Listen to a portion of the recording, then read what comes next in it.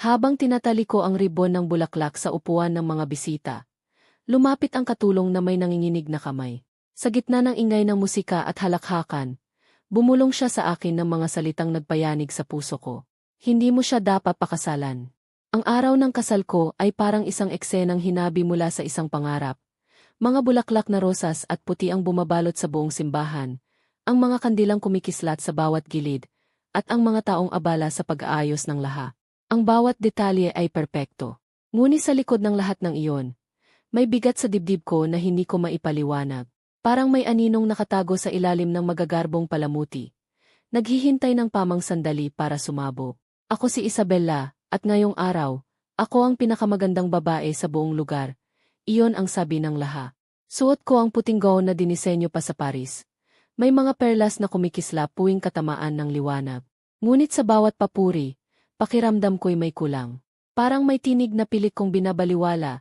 Isang sigaw na bumubulong, huwag. Habang pinapanood ko ang sarili ko sa salamin, napansin kong nanginginig ang mga kamay ko. Lumapit ang aking matalik na kaibigan na si Clara. Suot ang pastel pink na gown. Isa, bakit parang ang lungkot mo? Tanong niya, habang inaayos ang belo ko. Pilit akong ngumiti. Siguro kinakabahan lang ako. Normal lang to, di ba? Normal. Tugon niya, pero ramdam kong hindi siya kumbinsido. Pero isa, sigurado ka ba talaga? Si Adrian ay alam mo na, may mga naririnig akong. Clara, please, putol ko sa kanya. Ngayon na lang ako magiging masaya. Ayokong masira ang araw na to. Ngumiti siya, kahit halatang may pag-aalala sa mata. Sage, basta tandaan mo, nandito lang ako. Paglabas ko ng silid, sinalubong ako ng amoy ng mga bulakla at malamig na simoy ng hangin. Narinig ko ang musika ng kwarteto sa labas ng simbahan. Mga violin na marahang tumutugtog ng Canon in E. Ang mga bisita ay nagsisimula ng umupo, at ang mga mata nila ay nakatingin sa pintuan kung saan ako daraan maya-maya. Ngunit bago pa man ako tuluyang makarating sa halway, may isang babaeng humarang sa akin. Isa siyang matandang katulong sa bahay ng pamilya ni Adrian, ang groom ko. Maraming taon na siyang nagsilbi roon, si Aling Nena. May dala siyang maliit na basket ng petals, tila para sa flower girls. Ngunit kakaiba ang ekspresyon ng mukha niya.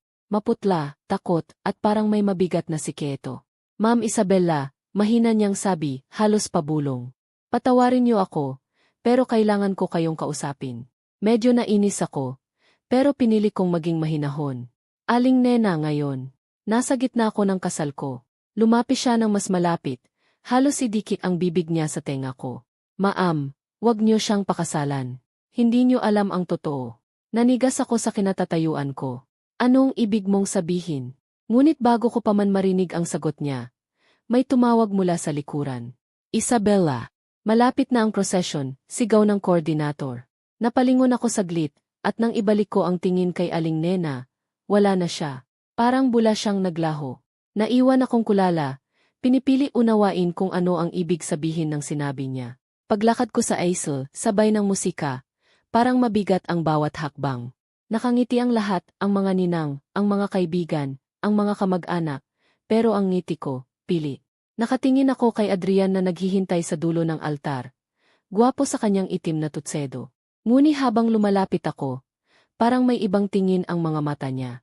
Hindi ko alam kung pagmamahal yon o pagkatago ng isang bagay. Pagkatapos ng seremonya, habang patungo kami sa reception, hindi maalis sa isip ko ang mga salitang bumulong sa akin si Aling Nena. Paulit-ulit yon sa utak ko.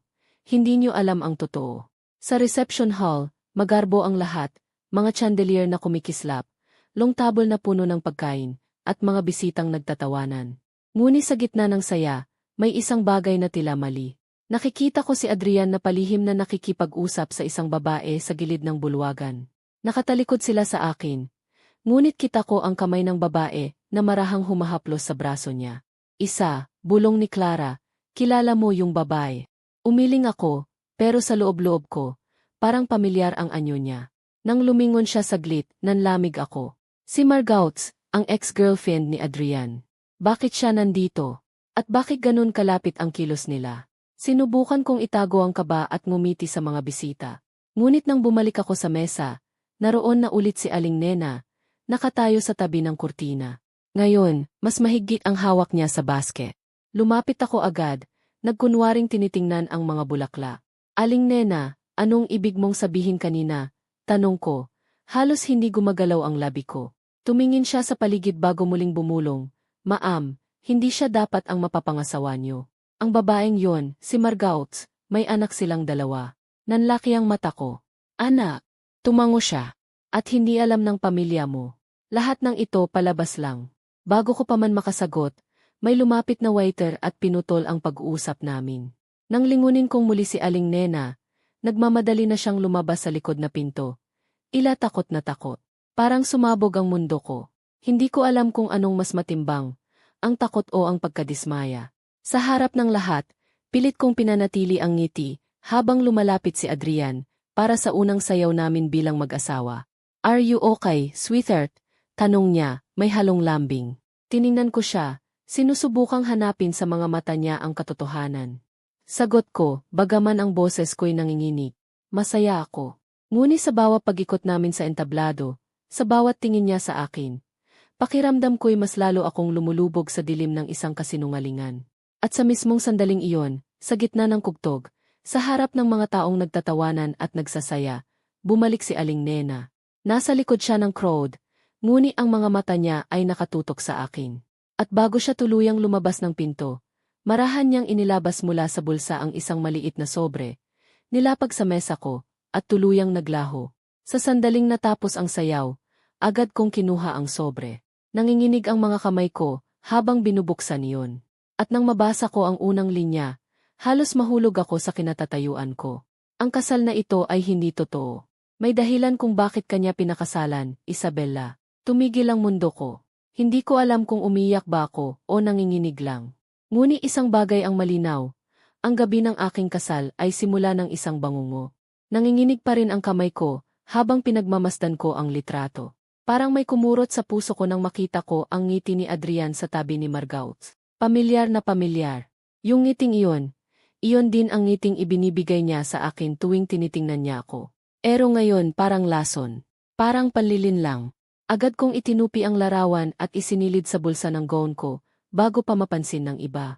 Sa paligid, uloy pa rin ang kasiyahan. May sumasayaw, may nagtatawanan, may mga bumabati sa amin bilang bagong kasal. Pero sa pandinig ko, lahat ng punog ay nagiging malabo. Ang bawat halakhak ay parang tunog ng basag na salamin. At ang bawat kanta ay parang pag-iyak ng kalungkutan. Lumapit si Clara, hawak ang baso ng tsampag. Isa, ang ganda mo kanina sa sayaw. Pero parang hindi ka yata masaya. Ngumiti ako ng pili. Siguro pagod lang. Ang daming nangyari. Sigurado ka. Kanina pa kita tinitingnan. Parang may iniisip ka. Wala to, Clara. Mamaya na lang tayo mag-usap ha. Umango siya. Pero halatang may tanong sa mga mata niya. Naiwan akong mag-isa sa mesa. Hawak pa rin ang sobre. Gusto kong basahin ulit. Pero takot akong baka makita ni Adrian. Pagbalik niya mula sa pakikipag-usas sa mga bisita, lumapit siya sa akin at hinalikan ang noo ko. You look tired, my love. Gusto mo bang umuwi na tayo after this? Ngumiti ako, pero sa loob-loob ko, gusto kong sigawan siya. Gusto ko bang umuwi? Sa bahay na baka may mga lihim kaling kinatago. Pero pinigilan ko ang sarili ko. Hindi ito ang tamang oras. Hindi sa harap ng mga tao. Okay lang ako, mahinang sagot ko. Masaya ako, Adrian. Masaya. Ang mga salitang iyon ay parang mga tinik na pilit kong niluluno. Maya-maya, lumapit si Aling Nena sa gilid ng bulwagan. Halos hindi napapansin ng iba.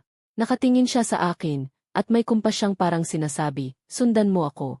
Tumingin ako kay Adrian, abala siya sa pakikipagkamay sa mga bisita. Kaya marahan akong tumayo, nagkunwaring pupunta sa banyo. Dahan-dahan akong lumabas ng bulwagan, hanggang sa marating ko ang likod na pasilyo kung saan naghihintay si Aling Nena. Aling Nena, sabihin mo sa akin ang lahat. Pabulong kong sabi. Ano tong lahat ng to? Huminga siya ng malalim. Ma'am Isabella, patawarin niyo ako. Hindi ko na kayang manahimik. Si Margaux, hindi lang basta ex ni Sir Adrian. Siya ang unang asawa niya. Halos pasigaw kong tugon. Pero agad niyang itinakip ang kamay niya sa labi ko. Ma'am, pakisuyo. Huwag po kayong maingay. Baka marinig tayo. Hindi totoo yan, halos mapahigbi ako. Impossible. Hindi niya ako pakakasalan kung may asawa siya. Hindi na sila kasal. Pero hindi rin sila tuluyang naghiwalay. At may anak sila, si Mia. 7 taon na. Parang sumabog ang dibdib ko sa narinig ko.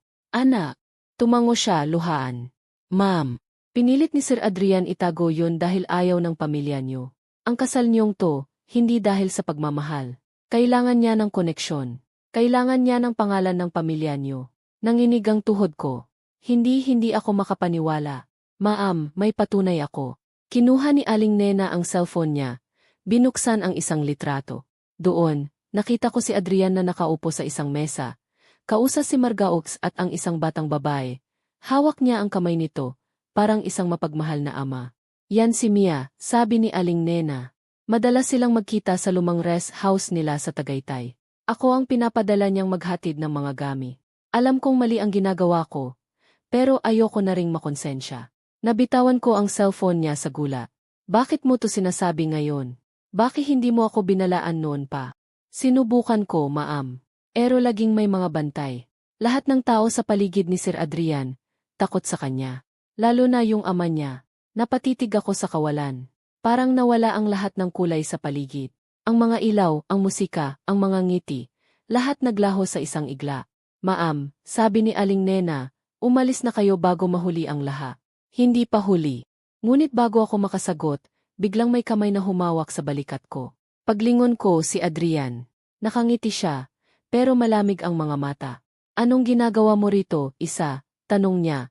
Mahinahon pero mabigat ang tono. Bakit parang kinakausap mo si Aling Nena? Nagkatinginan kami ni Aling Nena. Halos hindi siya makagalaw. Sir, sinasamahan ko lang po si Ma'am. Hindi ko tinatanong ikaw, putol ni Adrian, malamig ang boses. Isa, may problema ba? Pinilit kong ngumiti. Wala. Gusto ko lang magpahangin sandali. Nakita ko si Aling Nena kaya kinamusta ko. Ngumiti siya, pero ramdam kong sinusuri niya ang mukha ko. Good. Balik tayo sa loob, love. Hinahanap ka na nila. Bago kami umalis, tumingin siya kay Aling Nena. Pwede ka nang umuwi. Hindi na kita kailangan dito. Napalunok ako. Iba ang paraan ng pagkakasabi niya. Parang may banta. Ngunit hindi na ako nakapagsalita. Hinawakan niya ang kamay ko at dinala ako pabalik sa bulwagan. Habang naglalakad kami, nararamdaman ko ang lamig ng palad niya. Wala na yung init na dati kong minahal. Parang banyaga na siya sa paningin ko. Sa gitna ng reception, nagpatuloy ang programa. May mga sumigaw ng kiss, at tumawa ang mga tao. Lumapis siya sa akin at marahan akong hinalikan sa labi. Ang mga bisita ay nagpalakpakan. Ngunit sa loob ko, parang may umuukit ng sugat sa puso ko. Habang bumubulong siya sa tenga ko ng I love you, ang sagot ng isip ko ay bakit mo ko niloko? Maya-maya, habang abala siya sa pakikipag-usap sa mga ninong, kinuha ko ang cellphone ko at nagpadala ng mensahe kay Clara. Clara, kailangan kong makausap ka. Gayon, lumabas kami sa hardin, malayo sa mga bisita. Isa, anong nangyayari? Tanong niya, halatang nag-alala. Clara, may anak si Adrian. At yung Margaox na ex niya, sila pa rin. Napatakip siya ng bibig. Ano? Paano mo nalaman? Ito oh. Ipinakita ko ang larawan. Napatitig siya, at kita sa mukha niya ang gula. Oh my God, isa. Kailangan mong umalis dito. Ngayon din. Hindi ko alam, Clara. Paano ko iwan lahat ng to? Lahat ng bisita, pamilya ko, ang pangalan namin. Pamilya mo. Isa, isipin mo sarili mo. Hindi mo kailangang manatili sa kasinungalingan. Tumulo ang luha ko. Hindi ko alam kung kaya ko. Pero ayokong mabuhay sa ganitong panlilinlang. Lumapit siya at niyakap ako. Kaya mo. Alam kong kaya mo. Pero kung totoo yung sinabi mo, dapat mong makuha ang katotohanan mula mismo kay Adrian. Paano? Harapin mo siya. Pero siguraduhin mong may pruweba ka. Nilingon ko ang bulwagan. Doon, nakita kong lumabas si Adrian. May hawak na cellphone, ila may kausa. Lumingon siya sa direksyon namin, at sandaling nagtaggo ang aming mga mata. At sa unang pagkakataon, nakita ko sa kanya hindi ang lalaking minahal ko, kundi isang estranghero na marunong magtago ng lihim.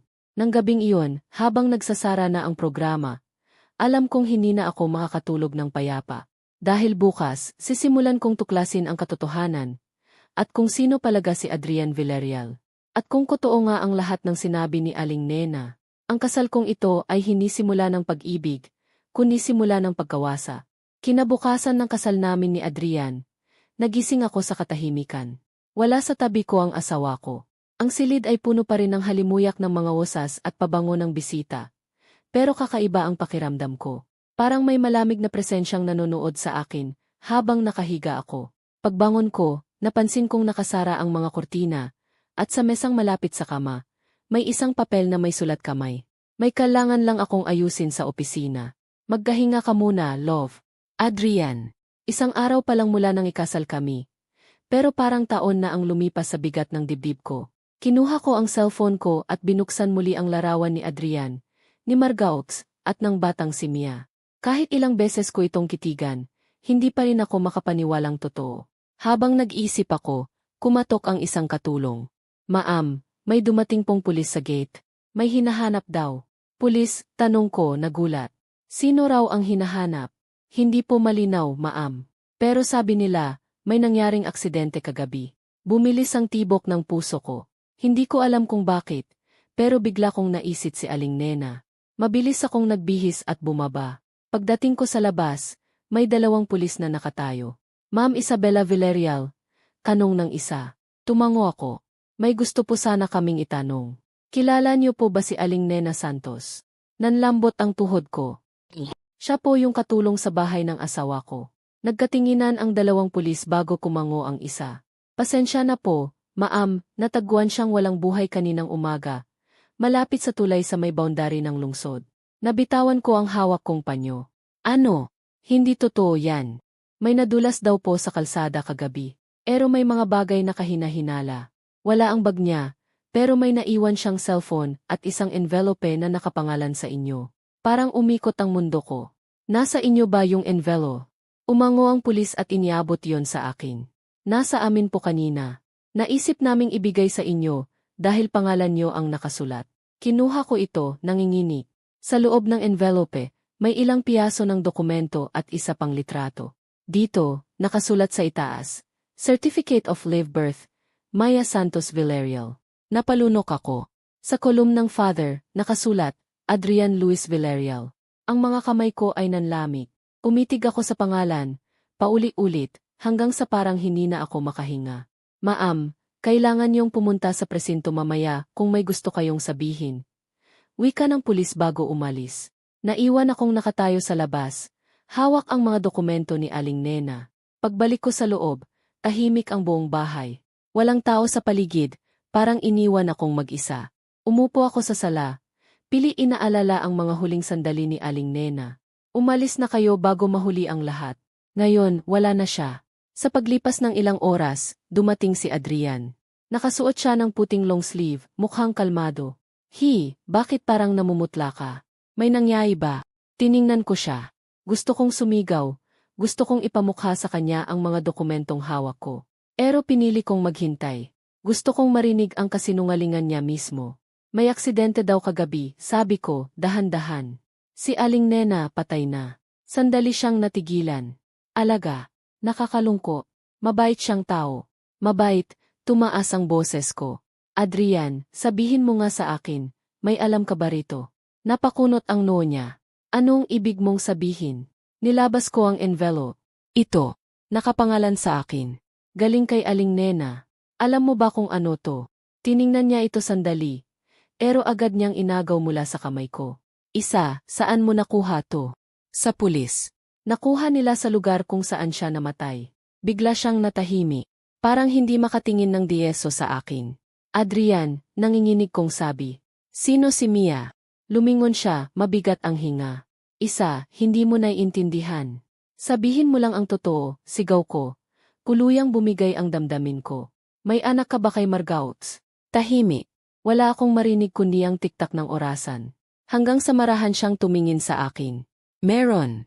Parang binuhusan ako ng malamig na tubig. So totoo nga. Pero isa, hindi mo alam ang buong kwento. Mabilis niyang tugon. Hindi ko sinadyang itago. Gusto kong sabihin sa'yo, pero... Pero ano, Adrian? Akot kang mawalan ng pangalan. Akot ka sa pamilya ko. Kaya mo ako pinakasalan. Umiling siya. Mahal kita, isa. Hindi mo ba nakikita yon?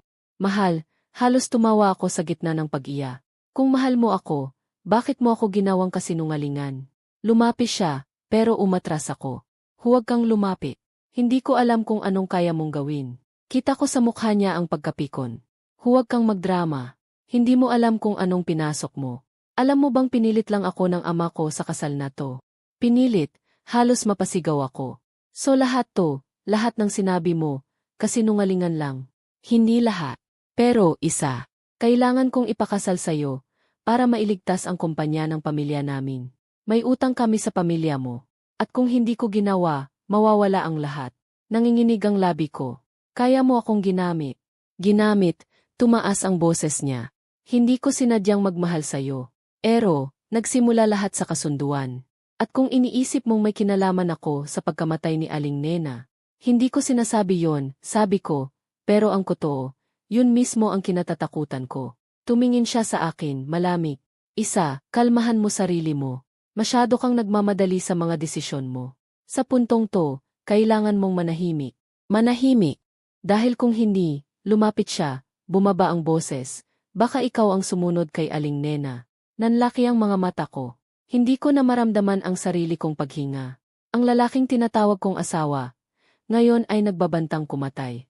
Agad akong umatras at kumaripas ng takbo papunta sa kwarto. Isinara ko ang pinto at inilo. Nanginginig ako habang tumatawag kay Clara. Clara, kulungan mo ako. Bulong ko habang tumutulo ang luha. Delikado ako. Si Adrian, hindi siya yung akala ko. Nasaan ka ngayon? Tanong ni Clara, halatang kinakabahan. Nasa kwarto, hindi ako pwedeng lumabas. Makinig ka, isa. Huwag kang mag-ingay. Pupunta ako diyan. Pero kung may narinig kang kakaiba, pumakbo ka. Huwag ka nang lumingon. Sa labas ng kwarto, narinig ko ang mga yabag ni Adrian. Mabagal, mabiga. Parang sinusukat niya kung kailan siya kakato. To, to, to. Isa, malamig niyang tinig. Buksan mo to. Pag-usapan natin to, please. Hindi ako gumalaw. To, to, to. Mas malakas na ngayon. Isabella, buksan mo ang pintong to. Inipigilan kong huminga. Naririnig ko ang pag-ikot ng seradura. At sa sandaling iyon, alam kong may nangyayaring mas malaki pa sa kasinungalingan. May lihim si Adrian, at may dahilan kung bakit kailangang mamatay si Aling Nena. Nanginginig ang mga daliri ko, habang pinipindot ang mute sa cellphone. Nakalok pa rin ang pinto ng kwarto, pero naririnig ko si Adrian sa labas, marahang naglalakad, tapos biglang kakalampagin ang kahoy. Parang pusa na nag-aabang ng biktima. Isa, malamig na sabi niya, halos parang pagbulong. Alam kong gising ka. Ayoko ng gulo. Pag-usapan natin to. Hindi ako gumalaw. Inipigilan kong huminga. Sa gilid ng kama, pinulot ko ang maliit na bag ko. Nandoon pa rin ang dokumentong iniwan ni Aling Nena, birth certificate ni Mia, at ang lumang larawan nila ni Adrian. Tahimik akong naglakad papunta sa bintana. Bukas ito ng kaunti, at sa labas, kita ko ang bakuran, mataas ang peder, pero may lumang trellis na puno ng halaman. Kung magagawa kong makaakyat doon, baka makalabas ako nang hindi niya napapansin. Isa, sigaw niya, ngayon mas malakas. Huwag mo akong piliting sirain tong pinto. Naramdaman kong lalong bumilis ang tibok ng puso ko. Sa sandaling iyon, umunog ulit ang cellphone ko. Si Clara ulit. Isa. Nasa labas na ako. May nakita akong mga taong gwardiya sa labas ng gate. Hindi nila ako pinapapasok. Clara, kailangan kong makalabas. Nandito siya sa labas ng pinto. Makinig ka, sabi ni Clara, halos pabulong. May narinig ako kanina sa pulis. Yung katawan ni Aling Nena daw, may sugat sa bato. Hindi siya nadulas. Isa, pinatay siya. Nabitawan ko ang cellphone ko. Inatay. Bumalik ang tingin ko sa pinto. Ahimik na ulit sa labas. Wala na ang mga yabag ni Adrian. Pero mas nakakatakot ang katahimikang iyon. Hinila ko ang kurtina at dahan-dahang binuksan ang bintana. Tumunog ito ng mahina, kaya napasinghap ako. Umingin ako sa labas, madilim na. Tanging liwanag lang ng buwan ang gabay ko. Inabot ko ang bakal na trellis at sinimulan kong akyatin. Nanginginig pa rin ang mga kamay ko. Pero wala na akong oras. Pagkalabas ko, narinig kong bumukas ang pinto ng kwarto. Isa, malakas na sigaw ni Adrian. Nasaan ka? Hindi ko na siya nilingon. Umakbo ako papunta sa likod ng bahay, kung saan may maliit na daan palabas ng compound. Pero bago ako makatawid, may isang lalaki na humarang sa akin. Isang gwardiya, matangkad at seryoso ang tingin. Ma'am, bawal pong lumabas. Utos ni Sir Adrian. Pakisabi kay Sir Adrian, nanginginig kong sagot, na kung hindi niya ako palalabasin, tatawag ako ng pulis. Sandali siyang nagdalawang isip. Ma'am, baka pwedeng. Ngayon, sigaw ko, sabay hawak sa cellphone ko na parang katakbo ako. Lumihis siya, kaya agad akong tumakbo palabas ng gate. Sa gilid ng kalsada, nandoon si Clara, hawak ang manibela ng kotse, bukas ang pinto. Bilis, isa. Pagkapasok ko, pinaandar niya agad ang sasakyan. Saan tayo pupunta? Tanong ko, hingal na hingal. Sa bahay ng pinsan ko sa labas ng Maynila. Ligtas tayo ron. Pero isa, kumingin siya sa akin. Ano ba talaga nangyayari? Pinakita ko sa kanya ang mga dokumento. May anak siya kay Margaut. Pero higit pa ron, Clara. May tinatago siyang mas malala. Si Aling Nena, pinatay niya. Napatakip ng bibig si Clara. Paano mo nalaman? Sinabi ng pulis. May sugat sa bato, hindi nadulas. At bago siya mamatay, may mensahe pa siyang gustong ipadala sa akin. Inabot ko ang lumang cellphone na galing sa envelope. Binuksan ko ito at tiningnan ang huling draft ng mensahe. Isabella, tumakbo ka. Delikado ka. Hindi mo alam kung sino palaga ang pinakasalan mo. Tumulo ang luha ko. Hindi ko alam kung anong ibig niyang sabihin. Pero pakiramdam ko, may mas malalim pa rito. Isa, sabi ni Clara, kung totoo yang lahat, kailangan mong humingi ng kulong. Hindi ka pwedeng tumakbo lang. Kailangan mong may patunay. Tiningnan ko ang mga dokumento. Ito lang meron ako. Pero baka may iba pa siyang iniwan. Kanino? Kay Mia. Nagulat si Clara. Anak ni Adrian. Tumango ako. Baka siya ang susi. Kailangan kong makita si Margauts. Tahimik si Clara habang nagmamaniho. Ang gabi ay tahimik, pero sa loob ng kotse, ramdam naming pareho ang kakot. Pagkalipas ng 2 oras, nakarating kami sa maliit na bayan kung saan nakatira si Margaux ayon sa dokumentong nakita ko. Ang bahay ay lumang bahay kubo na may asong tumatahol sa labas. Mahina kong kinatok ang pinto. Bumukas ito at lumabas si Margaux, maputla, payat, pero maganda pa rin. Nang makita niya ako, nagulat siya. Isabella, mahina niyang sabi. Anong ginagawa mo rito? Margaux, nanginginig kong tugon. Kailangan kong makausap ka tungkol kay Adrian. Nagkatinginan kami ng ilang segundo, bago siya tuluyang bumukas ng pinto. Pumasok ka.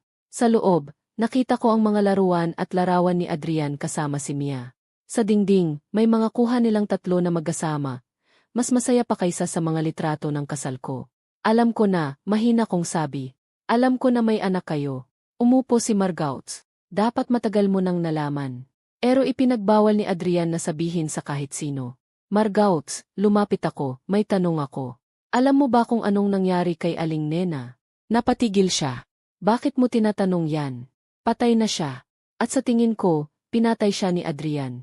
Nanlaki ang mata niya. Diyos ko! Margaux, ano bang alam mo? Huminga siya ng malalim. Isabella, hindi mo pa dapat malaman to. Pero dahil nandito ka na, totoo. Si Adrian ay hindi lang nagsisinungaling sa'yo. Ginamit ka niya, pero hindi lang para sa pera. May tinatakpan siyang kasong matagal nang gusto niyang itago. Kaso, tumango siya. May mga dokumento si Aling Nena. Siya lang ang may hawak ng ebidensya.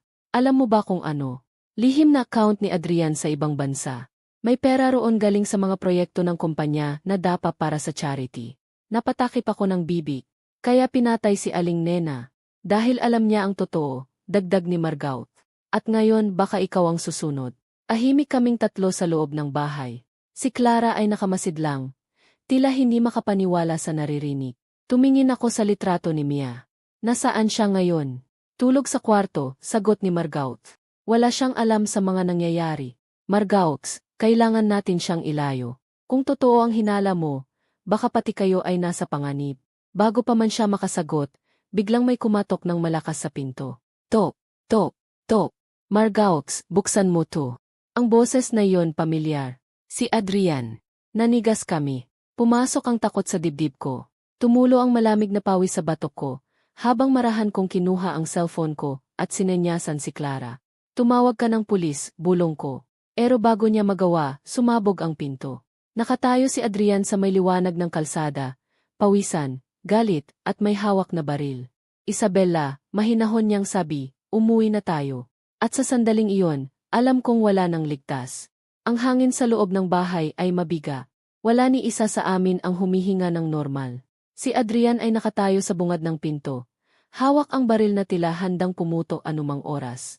Ang ilaw mula sa kalsada ay sumisinag sa malamig niyang mukha. Isabella, mahinahon niyang sabi, umuwi na tayo. Hindi mo naintindihan kung ano ang pinapasok mo. Hindi ako gumalaw. Nakatayo ako sa tabi ni Margaux at ni Clara. At ramdam ko ang nanginginig nilang mga kamay. Hindi na ako babalik sa iyo, Adrian. Mahina kong sagot. Alam ko na ang lahat. Alam ko na ang tungkol kay Aling Nena at sa mga perang ninakaw mo. Tumawa siya, pero walang halong saya. Lahat ng yan.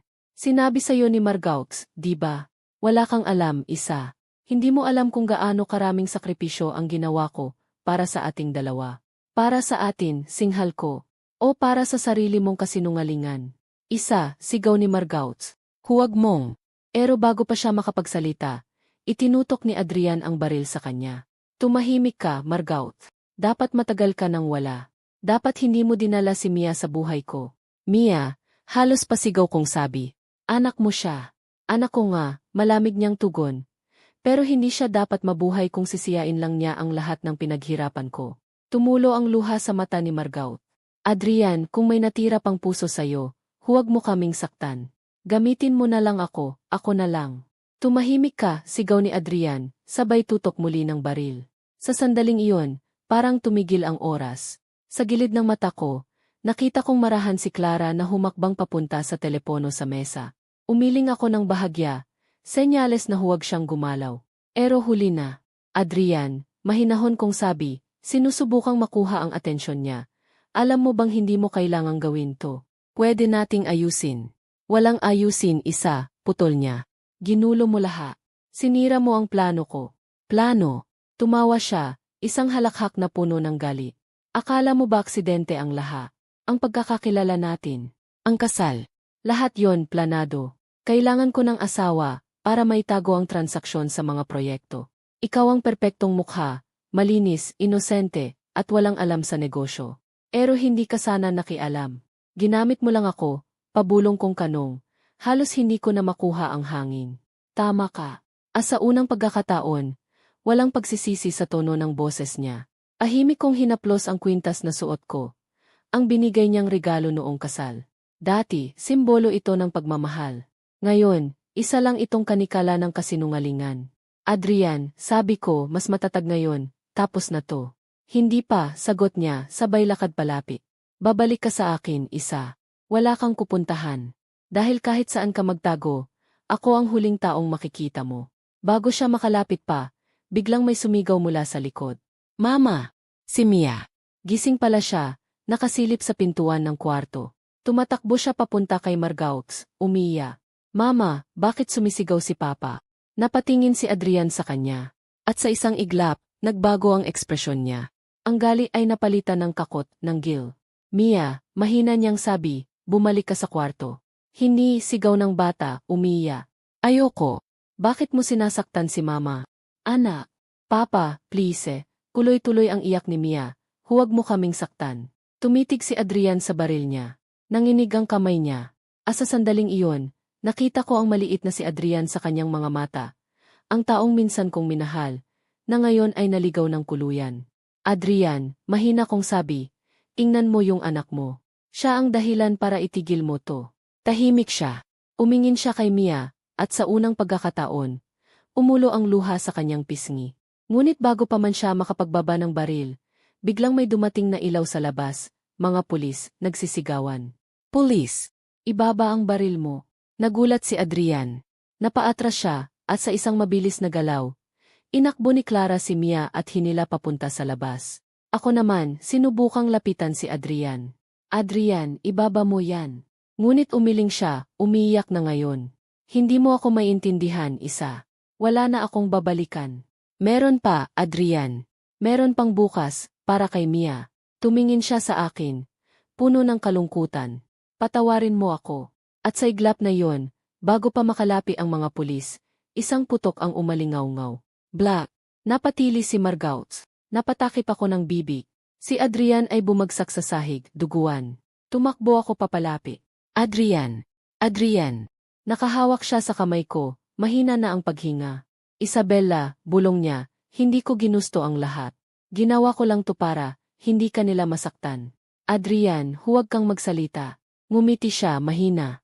Mahal pa rin kita, kahit mali na lahat. At tuluyang bumagsak ang kamay niya. Tahimik sa loob ng bahay. Anging huni ng mga kuliglig sa labas at ang iyak ni Mia ang maririnig. Tumigil ang oras. Ang kasinungalingan, pagkataksil, at dugo, lahat ay nagtapos sa isang sandali ng katotohanan. Pagkalipas ng ilang araw, nakaupo ako sa beranda ng maliit na bahay ni Margaux. Si Mia ay naglalaro sa hardin kasama si Clara. Tahimik lang ako, hawak ang litrato naming apat.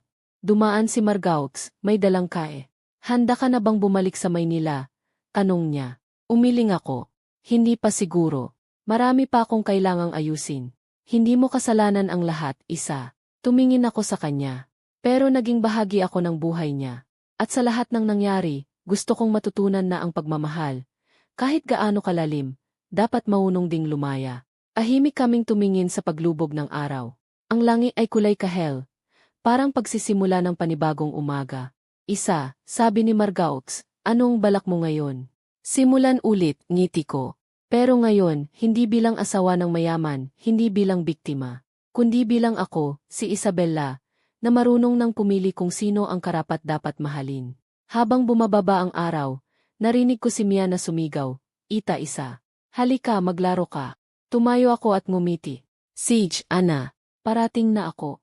Sa unang pagkakataon matapos ang lahat, nakahinga ako ng malaya.